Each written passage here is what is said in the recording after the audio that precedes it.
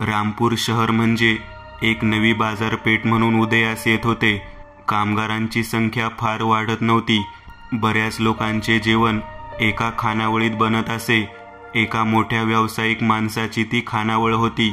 खूप उत्तम प्रकारे जेवण तिथे बनत होते. ठीक रात्री 9ला खानावळ बंद होत होती. 9च्या नंतर तिथे कुत्राही थांबत नव्हता. मालक आता खानावळीत येत नसे, पण महिन्याला एखाद्या वेळेस चक्कर टाकत होता. 2 नवे मजूर रामपूरला मजुरी करण्यासाठी आले होते. त्यांना खानावळीत जेवायला येऊन 2 दिवस झाले होते. आज अमावस्या होती आणि या दोघांना यायला उशीर झाला. 9:15 वाजले होते. खानावळ बंद करण्याची तयारी चालू होती. त्यातला एक मजूर होता कडूबा. वयाने थोडा मोठाच होता. आणि दुसरा शामराव. ते खानावळीत गेले तेव्हा त्यांना कळाले की खानावळ बंद होणार होती. तरीही जेवण लवकर आटोपून घेतो आणि लवकर घरी जातो. पण त्या कडूबाने विचारले, एवढे काय होते? तुम्ही बरोबर 9 वाजताच बंद करता. थोडा उशीर झाला तर काय होते? पण येथील स्वयंपाक बनवणारे म्हणजे खानावळ चालवणारे घाबरून काहीच उत्तरले नाही आणि उलट ते म्हणाले, आम्ही निघतो, तुम्ही जेवण आटोपून लवकर निघून जावा. आज तर कोंबडीचे मटण आहे, लवकर निघा. एवढे बोलून ते स्वयंपाकी तिथून निघून गेले. आज कडूबा आणि शामराव जाम भुकेलेले होते आणि आज मटण होते, तर आज जाम जेवायचं असा विचार करून ते ताटावर बसले. शामराव कडूबाला म्हणाला, ओय कडूबा, आज लय पोटभर जेव की, आज कोणी वाढणार नाही आपल्याला आणि मटण आहे. दोघांनी ताट भरून घेतले आणि जाम ताव मारू लागले. घड्याळात 9 वाजले होते. पण या दोघांना इथे काय आहे हे मात्र माहीत नव्हते. शामराव आणि कडूबा दोघे पीसवर पीस मारत होते, जणू ते कितीतरी दिवसांपासून भुकेलेले आहे. खानावळीत फक्त दोघेच होते. सगळी खानावळ कशी शांत वाटत होती आणि फक्त दोघांच्या चावण्याचा आवाज फक्त तेवढा येत होता. खानावळी स्वयंपाक खोलीत आवाज आला, आणखी आणू का मटण? त्या आवाजात गारवा होता आणि गोडवा सुद्धा. खोलीतून पायातील पैंजणाचा आवाज येत होता जणू. आणि त्या खोलीतून एक लाल साडी घातलेली स्त्री बाहेर आली. ती दिसायला सुंदर होतीच. ती लाल साडीत खूपच मादक दिसत होती. एकदम गोरी गोरी पान आणि शरीराची बांधणी खूप आकर्षक वाटत होती. या दोघांनी तिला बघितले. दोघांच्याही तोंडाला पाणी सुटले, कारण त्या स्त्रीने आपला पदर त्यांच्याकडे येता येता खाली टाकला होता आणि तिचे अर्धे उरोज हे त्या दोघांना दिसत होते. ती स्त्री त्यांच्या जवळ आली आणि त्याला मटण वाढू लागली. त्यांच्या समोर ती थोडी झुकली आणि तिची अर्धी छाती आता दिसत होती. ते दोघेही जाम खुश झाले होते. इथे काहीतरी असे चालत असावे म्हणून आपल्याला 9च्या नंतर थांबू देत नव्हते. आता आपल्याला जेवण करायचे आणि नंतर तर. त्या दोघांच्या मनात वासनेने काहूर माजले होते. त्या स्त्रीने कडूबाला म्हटले की, अहो घ्या की मटण, लाजत का आहात? तुमचे मालक तर कधीच लाजले नाहीत. तिने मटण कडूबाच्या ताटात टाकले. प्रथम त्याचे लक्ष ताटाकडे गेले नाही, पण त्याच्या हातात जेव्हा तो घास आला तेव्हा त्याला धक्काच बसला, कारण त्याच्या हातात मानवी डोळा होता आणि त्याच्या ताटात मटण नसून हातांची बोटे होती आणि रक्त ताटात पडलेले होते. कडूबाला ठसका बसला. समोर डोळे वर करून बघितले तेव्हा त्याच्या छातीत धस झाले. कडूबाने डोळे पांढरे केले. आधीच तो हृदयरोगाचा रुग्ण होता आणि आता हा एवढा मोठा धक्का त्याला बसला होता. त्याने आ वासून जीव सोडला. एवढी सुंदर दिसणारी ती मादक स्त्री, तिचा चेहरा अर्धा विद्रूप झालेला होता, जळालेला होता. त्यातून अर्धे मांस खाली टपकत होते. एक डोळा बाहेर आला होता. जीभ बाहेर आलेली होती आणि तिचे सर्व शरीर हे नग्न होते. त्यावर ठिकठिकाणी कापलेले होते. उग्र असा वास तिच्या शरीरातून येत होता आणि तिच्यामुळे ज्याची वासना जागी झाली होती तो शामराव तर जागीच गोठला होता. त्याच्या तोंडातून फेस बाहेर आला होता आणि तो जागीच बेशुद्ध झाला होता. रात्रभर त्या बाईने तांडव केला होता, कारण आतापर्यंत त्या बाईला खानावळीत कोणीही मानवी शरीर भेटले नव्हते आणि हे दोघे तिच्या कचाट्यात रात्रभर होते. हा नंगानाच रात्रभर चालू होता. सकाळी जेव्हा खानावळ उघडली होती तेव्हा तिथल्या लोकांना धक्काच बसला. त्यांना तरीही गोंधळ न करता कडुबाच्या शरीराची विल्हेवाट लावली आणि शामरावला दवाखान्यात हलवले. शामराव दवाखान्यात होता. इकडे घडलेला प्रकार खानावळीच्या मालकाला सांगितला तेव्हा त्याच्या तोंडचे पाणी पळाले. त्याने उलट सर्व खानावळीत काम करणाऱ्या लोकांना रागावले, त्यांना शिव्या दिल्या. आज पुन्हा त्या इतिहासाची पुनरावृत्ती तुमच्यामुळे झाली. मी सांगितले होते की ठीक 9 वाजता खानावळ बंद झाली पाहिजे आणि तुम्ही त्या दोघांना तिथे थांबवले आणि त्यांचा नाहक जीव जाऊ दिला. आता तो एक वाचला. त्याने जर तोंड उघडले तर मला काहीतरी करावे लागेल. मला त्या दवाखान्यात जावे लागेल. तुम्ही तुमचे काम करा. एवढे बोलून मालक दवाखान्याच्या दिशेने रवाना झाला. अतिदक्षता विभागात त्या शामरावला दाखल केले होते. मालक शामराव जवळ आला. डॉक्टरला विचारले तेव्हा मालक थक्क झाला. डॉक्टर म्हणाला, हा जवळजवळ मेलाच होता. हा सध्या कोमामध्ये गेला आहे.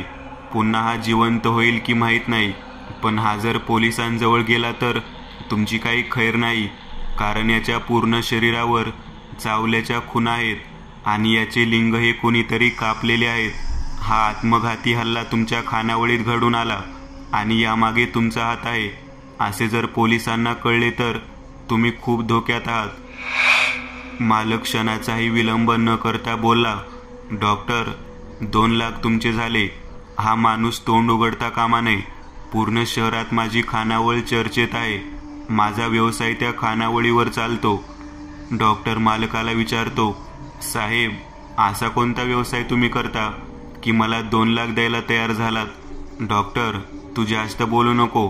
ही बातमी कुणाजवळ जाता कामा नये. याचा खेळ इथे संपला पाहिजे. मालक एवढे बोलून घरी परतला. मालकाचा पारा पार चढला होता.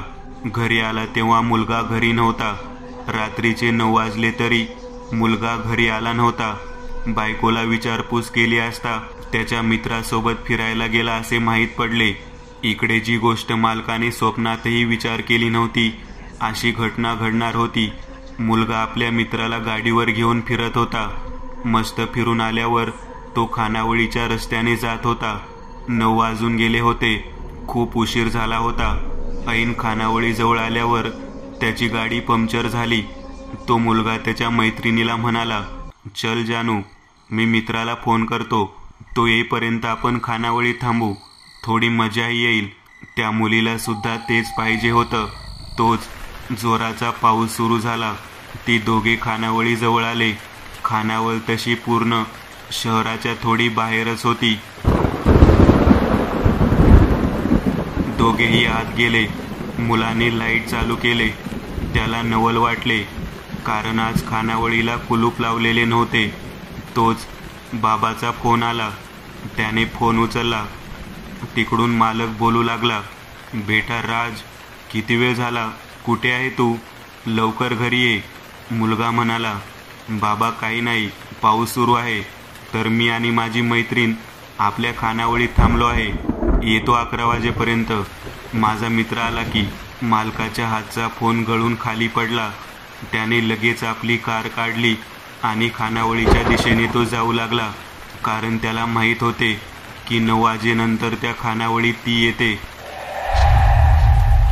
त्याची कार वेगाने जरी खानावळीकडे आली तरी 1 तास लागणार होता. राज म्हणजे मालकाच्या मुलाने त्याच्या मैत्रिणीला मिठी मारली आणि तिच्यावर चुंबनाचा वर्षाव सुरू केला. त्याने खानावळीला आतून कडी घातली. त्याने मैत्रिणीला एका बाकावर झोपवले आणि दोघेही सुखाचा आस्वाद घेत होते. त्यांचे भान हरपले होते. इकडे ती त्या स्वयंपाक खोलीच्या बाहेर आली होती. या दोघांचे तिच्याकडे लक्षच नव्हते. ते दोघेही सुखाचा परमोच्च शिखरावर होते. त्याच्या मैत्रिणीचे लक्ष त्या बाईकडे गेले आणि पूर्ण खानावळीत अंधार दाटला. मालक खानावळीचा दरवाजा ठोकू लागला. त्याने आणखी 1-2 जणाला फोन लावला. खानावळीचा दरवाजा तोडण्यात आला. खानावळीत अंधार होता. सर्व लाईट लावण्यात आले होते. त्याने त्याच्या मुलाला आवाज दिले, राज, राज कुठे तू? मालक त्या खोलीकडे बघू लागला. ती बाहेर आली होती. मालक डोळे फाडून भीतीने थरथरत तिच्याकडे बघत होता. मागचे 2 जण तिला घाबरून पळून गेले होते. मालक घाबरत म्हणाला, तू मंजुळा, हे बघ, मला माहीत आहे तूच आहे. ती नग्न जळालेल्या अवस्थेत त्याच्याकडे बघत हसत होती. मालक तिला म्हणाला, हे बघ मंजुळा, मला माफ कर, माझ्या मुलाला आणि त्याच्या मैत्रिणीला सोड. ती विचित्र हसत म्हणाली, का? त्यांना बघायचे, पण मला एक सांग, तू माझी दया केलीस का? माझा बलात्कार करून तू दया केलीस का? मालक जागीच हादरला होता. हे बघ, मला माहित आहे मी चुकलो, पण त्या गोष्टीला खूप उशीर झाला आहे आणि आता मी सुधारलो आहे. पण मी काय करू? माझ्या आयुष्यात तू अशा प्रकारे उद्ध्वस्त केले की मी तुला कधीच माफ करू शकत नाही. आज तू माझ्या कचाट्यात सापडला. ती रागाने बोलत होती. मालक तिच्या पाया पडू लागला. तिने मालकाला उठवले, तू तुझ्या वासनेचा बळी मला ठरवले आणि मला बर्बाद तर केलेच, पण माझ्या आबरूची लक्तरे उडवली. त्या तुझ्या मित्रांना सुद्धा बोलावले. यावेळी मात्र मंजुळाच्या डोळ्यातून अश्रू ओघळत होते. मालक म्हणाला, हे बघ मंजुळा, तुझी दुश्मनी माझ्याशी आहे. माझ्या मुलाला जाऊ दे, सोडून दे त्यांना. ती हसू लागली. बायकोचा फोन आला होता. मालकाने फोन उचलला. आहो, राज घरी आला आहे, तुम्ही या लवकर, पाऊस खूप पडत आहे, लवकर या. मालकाच्या तोंडचे पाणी पळाले. म्हणजे तू? ते इथे आलेच नाहीत. मालक खानावळीतून बाहेर पळून जाऊ लागला. दरवाजा बंद झाला. मालकाने शेवटचा आवाज काढला आणि त्या खानावळीचे लाईट बंद झाले. मालकाच्या मुलाने घडलेला प्रकार आईला सांगितला. मंजुळा ही एक काम करणारी सुंदर अशी मुलगी होती. एक दिवस खानावळीत तिला जायला उशीर झाला होता, म्हणून बरोबर 9 वाजता बाबाला ती कचाट्यात सापडली. वासनांद बापाने तिची आबरू लुटली आणि तिला जाळून हवेलीच्या मागच्या जमिनीत पुरले. मला बाबा म्हणायला लाज वाटते, मी त्याचे नाव लावणार नाही. आई, तू सुद्धा कुंकू पूस. व्यवसाय सुरू ठेवावा म्हणून त्याने ती खानावळ सुरू ठेवली. आजही 9 वाजेनंतर ती खानावळ संपूर्ण बंद होते. मालकाचे काय झाले कुणालाही माहीत पडले नाही.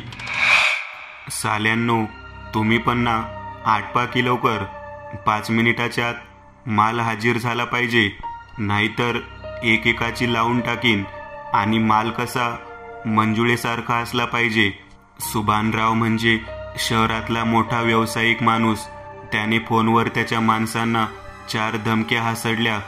खरे तर तो एक इज्जतदार माणूस, पण त्याच्या तोंडून असे वाह्य शब्द कसे बरे बाहेर पडू शकतात? 4 माणसे इकडे 2 मोटरसायकलवर फिरत होते. अंधार थोडा जास्तच दाटला होता. एक मुलगी त्यांना त्या रस्त्याने जाताना दिसली. ते तिच्या मागे मोटरसायकल लावून मागे लागले. त्या बिचारीला संकटाची चाहूल लागली होती. तिला आपली आबरू धोक्यात आहे असे वाटत होते, म्हणून ती जोरात जीवाच्या आकांताने धावू लागली. पण ती बिचारी कुठवर धावणार? एक मोटरसायकल समोर येऊन आडवी उभी राहिली आणि दुसरी मागे. ती रस्त्याच्या दुसऱ्या बाजूला धावणार. तोच तिच्या ओढणीला मागून त्यातल्या एकाने घट्ट पकडले. आता मात्र तिचा तोल गेला. तिने स्वतःला सावरत आपल्या ओढणीला छातीपासून वेगळे केले आणि पुन्हा ती धावू लागली. पण तिच्या अंगावर मागून एक जण चित्त्यासारखा धावून आला आणि त्याने तिच्यावर झडप घातली. तोंडावर पडल्यामुळे तिच्या ओठात तिचे दात घुसले होते. ती बिचारी विवळत उठण्याचा प्रयत्न करीत असतानाच तिला त्या 4ही जणांनी घट्ट पकडले आणि तिच्या तोंडात एक रुमाल घातला.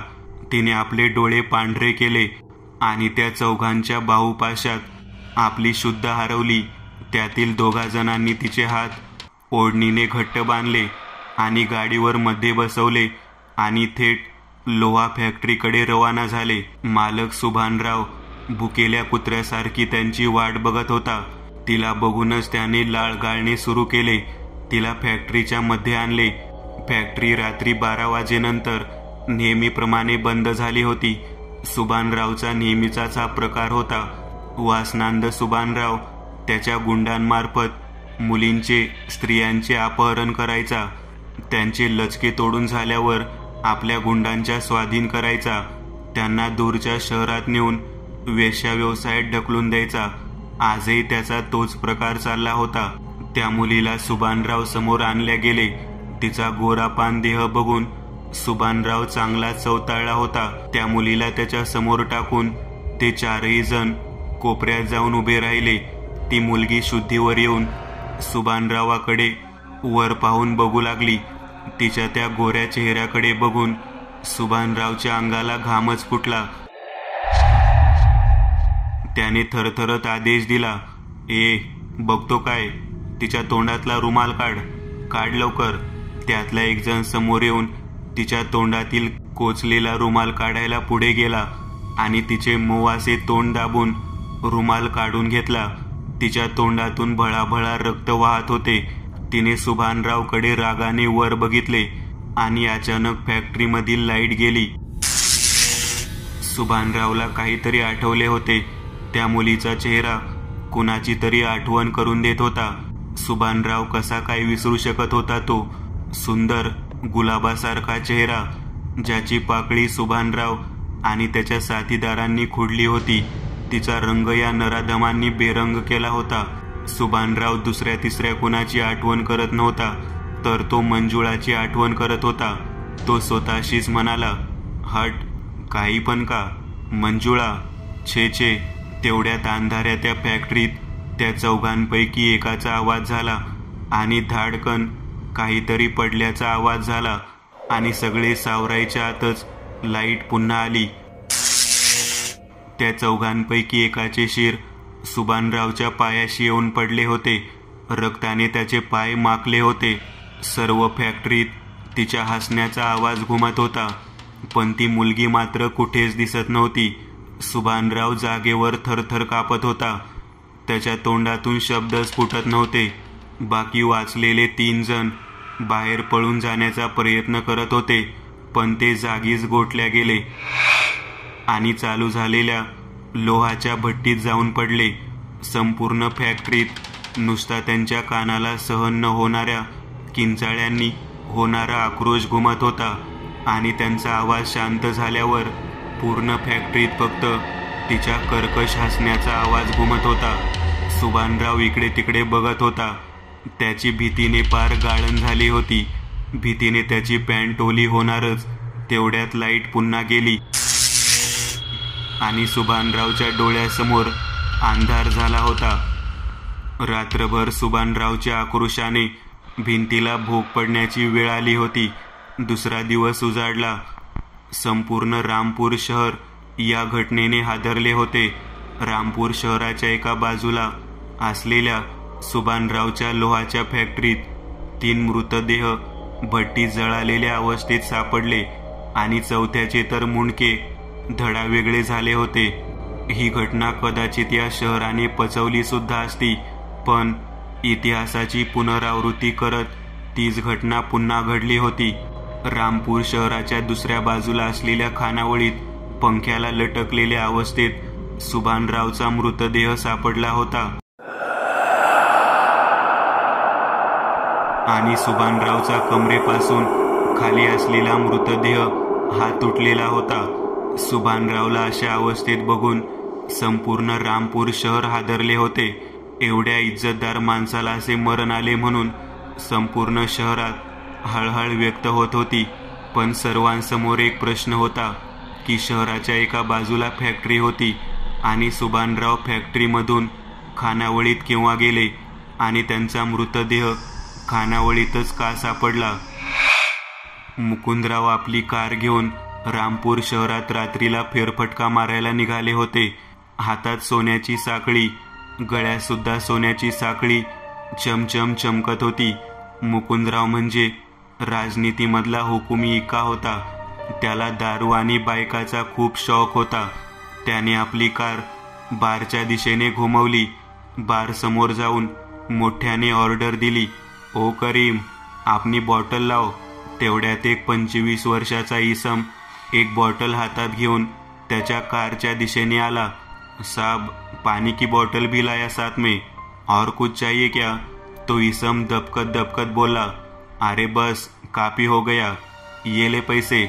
मुकुंदराव बोला, नहीं साहब, आप तो हमारे माए बाप हो, रहने दीजिए, मैं आता हूँ, बार बंद करने का टाइम आ गया है. तो इसम घाबरत घाबरत म्हणाला. मुकुंदराव हसला आणि आपली कार पुढे चालवू लागला. कारमध्ये चालता चालता त्याने 2 पेग मारले. कार आता शहराच्या बाहेर आली होती. शहरात जणू सन्नाटा पसरला होता. थोडाफार पाऊस सुरू झाला होता. त्याने कार चालूच ठेवली. कारमध्ये त्याने आता गाणे लावले आणि मनसोक्त कार चालवू लागला. मस्तपैकी पेगवर पेग तो मारत होता. काय माहीत आज अशी कोणती रात्र होती की आज त्याला रस्त्यावर एकही गाडी दिसली नाही. मुकुंदराव आपल्याच तोऱ्यात होता. कार आता शहराच्या बरीच बाहेर आली होती. आकाशात काळे ढग जमा झाले होते. रस्त्यावर गडद अंधार दाटला होता. त्याला रस्त्याने जाताना खानावळ दिसली. ती खानावळ पाहून त्याला जुना प्रसंग आठवला, पण त्याने तिच्याकडे दुर्लक्ष केले, कारण त्या प्रसंगाला बरेच वर्ष लोटले होते. त्या काळ्या कुट्ट रात्रीत आणखी भर म्हणजे पावसाने चांगला जोर पकडला होता. नाही नाही म्हणता विजांचा कडकडाट होत होता. त्याने कारचा वेग थोडा कमी केला होता. गाण्याचा आवाज सुद्धा त्याने आता कमी केला होता. कार आता साधारणतः खानावळीपासून 2 किलोमीटर पुढे आली असेल. मुकुंदराव कार चालवतच होता. त्याचे लक्ष सहज समोर गेले. पुढे खानावळ होती. मुकुंदरावला नवल वाटले. साला, आपल्याला एवढी चढली होय, खानावळ तर मागे गेली होती, मग आता पुन्हा आपण त्याच ठिकाणी. तो स्वतःवर हसत होता. त्याने पुन्हा कार दामटली. आता पाऊस जणू थांबायची नावच घेत नव्हता. मुकुंदरावला क्षणभर वाटले की नाहकच आपण रात्री पावसात घराबाहेर पडलो. त्याने कारचा वेग थोडा वाढवला. समोर पुन्हा तो खानावळीजवळ आला होता. त्याचे डोके आता चक्रावून जात होते, कारण पुन्हा तो खानावळीजवळ आला होता. त्याला काहीच कळेनासे झाले. आपण पुन्हा पुन्हा त्याच ठिकाणी काय येत आहोत? काय चुतियापा होत आहे साला, असे म्हणून त्याने एक्सलेटरवर पाय ठेवला आणि वेग आणखी वाढवला. रस्त्यावर कारचा फोकस लख्ख पडत होता. मुकुंदराव आता गाण्याचा आवाज वाढवू लागला, पण त्याने अचानक गाडीचा वेग कमी केला, कारण रस्त्यावर एवढ्या रात्री एक बाई त्याला चालताना दिसली. कदाचित मुकुंदरावने गाडी थांबवली नसती, पण ती बाई, जिने लाल रंगाची साडी घातली होती, ती पार पाण्याने भिजून गेली होती. ती साडी भिजून तिच्या अंगाला घट्ट चिकटली होती. कारचा हॉर्न वाजवत मुकुंदराव कार तिच्या जवळ थांबवत होता. मुकुंदराव आता तिच्या जवळ कार थांबवत तिला म्हणाला, ओ बाई, इतक्या रात्री इतक्या पावसात कुठे चालली? चल बस गाडीत, मी सोडतो तुला. ती बाई पावसात भिजल्यामुळे थंडीने काकडत होती. तिलाही तेच हवे होते. ती कारमध्ये मुकुंदरावाजवळ बसली. मुकुंदराव तिच्याकडे बघत म्हणाला, ते गेट बरोबर लाव. कुठे चालली एवढ्या रात्री? ती बाई पावसात पार भिजून गेली होती. ती आपल्या थरथर करणाऱ्या ओठांनी म्हणाली, कामावरून यायला आज उशीर झाला. पुढे हायवेवरच माझे घर आहे, मला तिथे सोडा. मुकुंदराव हसत म्हणाला, एकट्या बाईने असे रात्री जाऊ नये. ती बाई लाजून शांत बसली. मुकुंदरावने कारमधले लाईट लावले. त्याचे लक्ष तिच्याकडे गेले. ती लाल साडी तिच्या अंगाला घट्ट चिकटली होती. तिचे केस ओले झालेले होते. आपल्या भरगच्च छातीवरील पदर ती सावरत होती. तिचा रंग गोरा गोरा पान होता. तिच्या शरीराची बांधणी खूप मादक वाटत होती. तो आपल्या केसांना सुकवण्याचा प्रयत्न करीत होती. मुकुंदरावची नजर तिच्याकडे राहून राहून जात होती. तिच्या ओल्या अंगातून येणारा सुगंध त्याला मोहित करत होता. तो न राहून म्हणाला, बाई, तुझे नाव काय? ती बाई लाजत म्हणाली, शेठ. माझे नाव शांता, मी एका कपड्याच्या दुकानात कामाला आहे. मुकुंदराव तिला म्हणाला. बाई, तू खरंच सुंदर आहेस. ती बाई यावर काहीच न बोलता शांत बसून राहिली. मुकुंदरावला आता दारू चढू लागली. त्याने गिअर बदलताना सहज तिच्या मांडीला हात लावला. मुकुंदरावला तिच्या मांडीचा स्पर्श खूप गरम लागला. ती बाई त्याच्याकडे पाहून लाजली, पण काहीच बोलली नाही. मुकुंदराव आता कारचा वेग कमी करत होता आणि सारखा तिच्या मांडीला हात लावत होता. त्या बाईने त्याचा हात घट्ट पकडला आणि म्हणाली, शेठ, काय करत आहात? शेठ काहीच न बोलता गाडी चालवू लागला. शेठने पुन्हा तिच्या मांडीला हात लावला. त्या बाईने काहीच हालचाल केली नाही. ती सुद्धा त्याच्या हाताचा स्पर्श जाणवत शांत बसून होती. शेठ तिला म्हणाला, शांता, सांग किती पैसे घेशील? शांता लाजून म्हणाली, कशाचे पैसे शेठ? मुकुंदराव हसत म्हणाला, तुला सांगावे लागते का? असे म्हणून त्याने तिच्या गरम छातीला हात घातला. तिने सुद्धा त्याला अडवले नाही. मुकुंदराव आता चांगलाच तापला होता. त्याने गाडी थांबवली, तिला आपल्याकडे ओढले आणि तिला त्याने घट्ट मिठी मारली. ती बाई सुद्धा आता त्याला प्रतिसाद देत नव्हती. मुकुंदराव गाडी थांबवून तिला मागच्या सीटवर घेऊन गेला. मुकुंदराव हळूहळू तिच्या छातीवर येणारा वस्त्रांचा अडथळा दूर करत होता. मुकुंदराव आता थांबणार नव्हता. मध्येच मुकुंदरावचे लक्ष समोरच्या काचाकडे वळले. गाडी हळूहळू समोर जात होती असा त्याला भास झाला. तो त्याचा भास नव्हताच. गाडी खरंच हळूहळू समोर जात होती. मुकुंदरावचे लक्ष तिच्या चेहऱ्याकडे गेले. तो जोरात ओरडला, कारण तिचा चेहरा रक्ताने माखलेला होता. जीभ बाहेर आली होती. तोंडातून भळाभळा रक्त वाहत होते. तिच्या डोळ्याच्या जागी डोळे नसून फक्त एक खोबणी होती. तिच्यातून काळा दर्प वाहत होता. मुकुंदराव जोरात ओरडला, मंजुळा तू? मंजुळा जोरात हसत होती. हो, मीच शेठ. मला तुम्ही पैसे देणार होते ना? मला पैसे नकोय, मला तुमचा जीव द्या. एवढे म्हणून ती पुन्हा जोरात हसायला लागली. तिच्या हसण्याच्या आवाजाने कारच्या काचा फुटून गेल्या होत्या. गाडीने इतका वेग पकडला होता की पाऊस सपासप आत घुसत होता.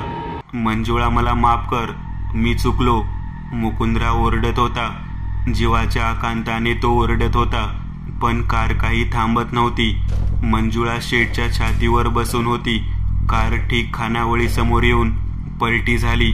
मुकुंदराव जागीच ठार झाला होता. मंजुळाने आपला बदला पूर्ण केला होता, पण अजूनही एक जण बाकी होता. आजाबराव आपल्या खोलीत शांतपणे बसलेले होते. आजकाल त्यांचे गाड्यांचे शोरूम फार फेमस झाले होते. ते एक मोठे उद्योगपती म्हणून समोर आले होते. पण आजाबराव आजकाल बेचैन झाले होते. आपल्या 3 मित्रांचा असा अपघाती मृत्यू ऐकून त्यांच्या तोंडचे पाणी पळाले होते. पण आजाबराव म्हणजे एक कपटी माणूस. त्यांचा अंधश्रद्धासारख्या विषयावर मुळीच विश्वास बसत नव्हता. त्यांना शोरूममधून फोन आला की शोरूमला यावे लागते, कारण एक बाई सारखं तुमचं नाव घेत आहे की मला आजाबराव यांना भेटायचे आहे म्हणून. झाले. आजाबराव म्हणजे स्त्रीप्रेमी. नेमकी ती बाई कोण असेल याच विचारात ते होते. त्यांनी आपली कार काढली आणि सरळ शोरूममध्ये गेले. त्यांनी कार पार्किंगला लावली आणि सरळ आत घुसले. एक बाई चांगली 35 वर्षाची असेल. त्यांची वाटच बघत होती. ती तेव्हाही विचारत होती की तुमचे साहेब केव्हा येणार आहेत. आजाबराव आपल्या ऑफिसमध्ये जाऊन बसले आणि खुर्चीवर लेटून त्या बाईला आत पाठवायला नोकरांना सांगितले.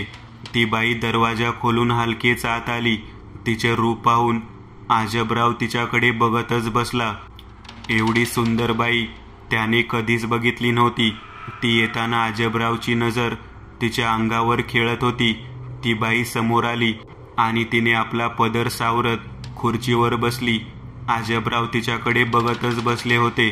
त्या बाईच्या ओठांवरून त्यांची नजर फिरत होती. सावरून आजाबराव तिला म्हणाले, हां, काय काम काढलेत आमच्याकडे? ती बाई आपल्या गोड आवाजात म्हणाली, काही नाही हो, मला नवीन कार घ्यायची आहे. माझे मिस्टर नवीन अधिकारी म्हणून जॉईन झाले आहे, पण माफक दरात काही कार मिळत नाहीये आणि त्यातल्या त्यात तुमचा मॅनेजर तर मानायलाच तयार नाही. अजबराव सावरत तिला म्हणाले, काही अडचण नाही, तुम्ही सांगा तुम्हाला कार कोणती हवी आहे तर मी दाखवते हो तुम्हाला. आज डील फायनल करून घेऊ. त्या ब्लॅक कारची किंमत 9 लाख रुपये म्हणत आहे. ती बाई साहेबांच्या डोळ्यात डोळे टाकून बोलत होती, पण अजबरावची नजर तिच्या मानेखाली सरकत होती. अजबराव तरी सावरत होते. अजबराव म्हणाले, मिस तुम्हाला कितीमध्ये पाहिजे कार? ती बाई डोळे चमकून म्हणाली, 7. अजबराव दचकून म्हणाले, काय? ती बाई सरळ अजबरावला म्हणाली, 7 साहेब, तुम्ही मजाक तर नाही ना करत? अजबराव वेगळा चेहरा करत म्हणाले. ती बाई म्हणाली, मी तुमच्याकडे म्हणून तर डील करत आहे ना. एवढे म्हणून त्या बाईने छातीवरचा पदर बाजूला केला. अजबराव तिच्या गोऱ्या मानेखाली बघतच राहिला. अजबरावच्या तोंडाला पाणी सुटले. अजबराव म्हणाले की डील फायनल होऊ शकते, पण तुम्हाला? ती बाई मध्येच खोडत म्हणाली, पण काय? तिने नजरेने इशारा करत अजबरावला विचारले. अजबराव ओठावर जीभ फिरवून म्हणाले, तुम्हाला जर कळत असेल तर सांगायची गरज नाही. असे म्हणून अजबराव तिच्या सर्व अंगावरून नजर फिरवत तिला इशारा करत होते. ती बाई ओठ दाबत म्हणाली, मी विचार करते.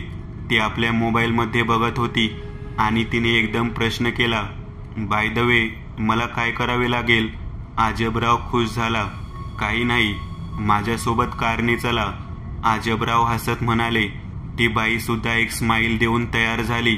तिनेही डील करण्यासाठी अजबरावला चांगलेच तयार केले होते. अजबराव तिला जाऊन कारमध्ये बसायला सांगितले आणि नंतर पार्किंगमध्ये जाऊन स्वतः कारमध्ये बसले. कार भरधाव वेगाने अजबरावच्या फार्म हाऊसमध्ये आली. नोकरांना फोन लावून सगळी व्यवस्था करायला सांगितली होती. जेवण तयार होते. ती बाई सगळे काही निरखून बघत होती. फार्म हाऊस चांगलेच मोठे होते, पण ती बाई बेचैन दिसत होती. अजबरावने तिला काय अडचण आहे म्हणून विचारले. ती बाई शर्मेने नजर खाली टाकून म्हणत होती की जाऊ द्या, मला वाटते की डील कॅन्सल करावी. हे करणे योग्य नाही. पण अजबरावला ती शिकार अशीच जाऊ द्यायची नव्हती. अजबराव तिला म्हणाले, काही अडचण नाही, तुम्ही टेन्शन नका घेऊ, आपण जेवण करून घेऊ. तुम्ही ड्रिंक कोणती घेता? बाईने वाईनकडे इशारा केला. दोघांनी वाईन पिली आणि मनसोक्त जेवणावर ताव मारला. त्या बाईला चांगलीच वाईनची नशा चढली होती.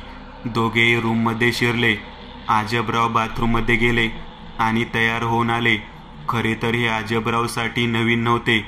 कितीतरी शिकारी त्याने अशा कच्च्या खाल्ल्या होत्या, कितीतरी भोगल्या होत्या. पैशाच्या जीवावर तो सैतान मातला होता. तिला पलंगावर बघून त्याच्या नजरेत वासना चढली होती. तो पलंगावर त्या बाई शेजारी बसणार. तेवढ्यात लाईट आली. अजबरावने नोकराला फोन केला, काबे भाड्या, लाईट गेली तरी इन्व्हर्टर आहे ना? मग सगळीकडे अंधार कसा? तिकडून फोनवर आवाज आला, इन्व्हर्टर दुरुस्तीसाठी टाकले आहे, लाईन येईलच थोड्या वेळात. अजबरावने त्याला 2-3 शिव्या हसडल्या आणि फोन ठेवून दिला. सगळीकडे अंधार झाला होता, पण बेडजवळ मोठी मेणबत्ती होती. ती मात्र त्या बाईने पेटवली. ती अजबराव जवळ आली आणि त्यांच्या कानात म्हणाली, चिंता करू नका, मी व्यवस्था केलीये. अजबराव सुखावला होता. तो आता पुढची तयारी करणारच. तेवढ्यात ती बाई मेणबत्ती हातात उचलून त्यांच्या समोर आली. तिचे सौंदर्य त्या प्रकाशात आणखीनच खुलत होते. अजबराव तिच्या जवळ गेले आणि तिच्या खांद्यावर हात ठेवून फिरवू लागले. पण अचानक विजेच्या धक्क्याने मागे गेले, कारण त्यांनी बाईच्या चेहऱ्याकडे बघितले. त्यांना काहीतरी आठवले. मंजुळा, छे, ती तर केव्हाच. ती बाई म्हणाली, काय झालं? अजबराव म्हणाला, काही नाही, तू तयार हो. ती बाई म्हणाली, का नाही? असे म्हणून तिने मेणबत्ती पुन्हा तिच्या चेहऱ्याजवळ आणली आणि मोठ्याने विचित्र हसू लागली. अजबरावच्या अंगावर तिच्या हसण्याने काटाच आला, कारण ती बाई मंजुळासारखी दिसत होती. आजबराव घाबरत घाबरत तिला म्हणाला, तू हसत काय आहेस? ती बाई पुन्हा विचित्र हसू लागली. आजबराव तिला रागावत म्हणाला, अशी हसते काय? तुला माहीत आहे मी कोण आहे ते? ती बाई हसणे थांबवत म्हणाली, आजबराव मुकुंदराव आणि सुभानरावचा मित्र. आजबराव चांगलाच दचकला. त्या बाईचा चेहरा बदलला होता. ती मंजुळाच होती, जिचा खानावळीत या 4 जणांनी खूप वर्षांपूर्वी बलात्कार केला होता. आजबराव जोरात ओरडला. आजबराव सर्व शक्तीनिशी उठला आणि दरवाजा जोरात ओढून कारच्या दिशेने धावला. आजबराव फक्त आता पायजमा वर होता. जीवाच्या भीतीने तो कारमध्ये बसला आणि भरधाव वेगाने आपली कार बंगल्याच्या दिशेने नेऊ लागला. आजबरावची भीतीने गाळण उडाली होती, कारण ती बाई मंजुळा तिच्या रूपात आली होती. आजबराव आता त्याच्या वारलेल्या मित्राच्या खानावळीजवळ आला होता. तो वाचला असे त्याला वाटत होते. त्याने सुटकेचा निश्वास टाकला, पण मागून हळुवारपणे त्याच्या खांद्यावर एक थंड स्पर्श झाला. त्याने मागे बघितले. मागे एक सडलेला आकराळ विकराळ चेहरा त्याला दिसला. त्याच्या हृदयाचा ठोका चुकला. तो भयानक चेहरा पाहून त्याचे नियंत्रण सुटले. त्याने कार आणखी वेगात पळवली, पण अचानकपणे कार एका साईडला पलटी झाली. मग कारने आणखी 2-3 पलट्या मारल्या आणि कार सरळ खानावळीच्या समोर जाऊन उलटी झाली. आजबरावचे नशीब बलवत्तर म्हणून तो वाचला होता, पण त्याच्या डोक्याला मार लागला होता. तो कसाबसा कारच्या बाहेर आला आणि थेट जीवाच्या आकांताने ओरडत खानावळीत घुसला. त्याने आधीच त्या बाईचे नखरे ओळखायला पाहिजे होते. ती बाई त्याचा काळ बनून आली होती. खानावळीचे दरवाजे उघडेच होते. तो आत घुसला. कसाबसा त्याने लाईट लावला. तो पाणी प्यायला नळाजवळ गेला. त्याने पोटभर पाणी पिले. खानावळीत कुणीच नव्हते. खानावळ भयंकर शांत वाटत होती. अचानक पुन्हा मंजुळाच्या हसण्याचा आवाज आला. आता मात्र आजबराव जागीच गोठला होता. त्याला मंजुळावर तो प्रसंग घडत असतानाचा प्रसंग आठवला. मंजुळाचा छोटा मुलगा त्यांनी तोंड बांधून एक कोपऱ्यात टाकला होता. सुभानराव, मुकुंदराव आणि खानावळीचा मालक त्यांचे मित्र तिचे हातपाय धरून तिला निर्वस्त्र करत होते. मंजुळा जीवाच्या आकांताने ओरडत होती, पण काहीच उपयोग झाला नाही. त्या नराधमांनी त्या सुंदर युवतीचे कुत्र्यासारखी आबरू लुटली. ती बाहेर जाऊन सांगेल म्हणून तिला आणि तिच्या छोट्या मुलाला खानावळीतच जिवंत पुरून टाकले. आजबराव जोराने ओरडत होता, मंजुळा मला माफ कर, आम्ही चुकलो. मंजुळाचा जोरात एखाद्या तारेला तार घासण्यासारखा आवाज आला. तुम्ही दया केली का राक्षसांनो माझ्यावर? तुम्ही माझ्यावर बलात्कार केला, तरी मी तुमच्या समोर जगण्याची भीक मागत होते. माझ्या बाळासाठी मी जगण्याची भीक मागत होते, पण तुम्ही ऐकलं नाही. मला आणि माझ्या लेकराला जिवंत काढले. तुला क्षमा नाही. एवढे बोलून मंजुळा मोठ्याने रडायला लागली. तिच्या रडण्याच्या आवाजाने खानावळीच्या भिंतीला भेगा पडत होत्या. आजबराव घाबरून खानावळीच्या बाहेर जायला पाऊल उचलणार, तोच त्याच्या समोर एक भयानक रूप असलेली स्त्री आली. ती मंजुळा होती. तिचा सडलेला कुजलेला चेहरा, तोंडातून भळाभळा काळसर रक्त वाहत होतं. शरीरावर एक कपडा सुद्धा नव्हता. आजबराव काही बोलणार एवढ्या तिने आजबरावचे मुंडके गरगर फिरवले. आजबराव जागीच संपला होता. त्या तिघांसारखेच त्याचेही हाल झाले होते. मंजुळावर बलात्कार झाला होता. त्याचा सबूत सुद्धा या नराधमांनी मिटवला होता. तिला न्याय मिळाला नाही, पण तिने न्याय मिळवला होता. मंजुळाचा बदला पूर्ण झाला होता. खानावळ मुकुंदरावच्या मृत्यूनंतर बंद पडली होती, पण आजही तिकडे कुणीच फिरकत नाही. आजबराव खानावळीत येऊन ठार झाला. जिथून ही कहाणी सुरू झाली होती, तिथेच या कहाणीचा शेवट झाला होता. आजबरावची कार मात्र सापडली, पण त्याचे शव सापडले नाही. या 4 मर्डरची कहाणी साऱ्या रामपुरात पसरली. सारे रामपुरात खानावळीच्या या कथेने थरथर कापत होते. जेव्हा पोलिसांनी तपास सुरू केला, तेव्हा त्यांनाही रहस्यमयी खानावळ खोदल्यावर एका लहान मुलाचा आणि एका युवतीचा सापळा मात्र सापडला. खानावळ रहस्यमयीच राहिली, पण आजही त्या भागात मंजुळाच्या रडण्याचा आवाज येतो असे लोक म्हणतात. पण यात किती सत्य आहे हे कोणी जाऊन बघण्याची हिंमत करत नाही. मित्रांनो, आज पुरतं एवढंच. तुम्हाला जर काही गोष्ट आवडली असेल तर नक्की लाईक करा. तुमच्यापैकी बरेचसे जण व्हिडिओ लाईक न करताच पळून जातात, पण हा जर व्हिडिओ तुम्ही लाईक केला तर मला जरा बरं वाटेल आणि असेच भारी भारी व्हिडिओ बनवायची माझ्यात एनर्जी येईल. त्यामुळे नक्की लाईक करा. आणि अजूनही कोणी या चॅनलला सबस्क्राईब केलेलं नसाल तर लगेच सबस्क्राईब करून टाका. आणि बाजूची घंटी ती मात्र दाबायला विसरू नका. देवाची घंटी आहे ती. चला तर मग पुन्हा भेटूया अशीच एक आगळी वेगळी गोष्ट घेऊन पुढच्या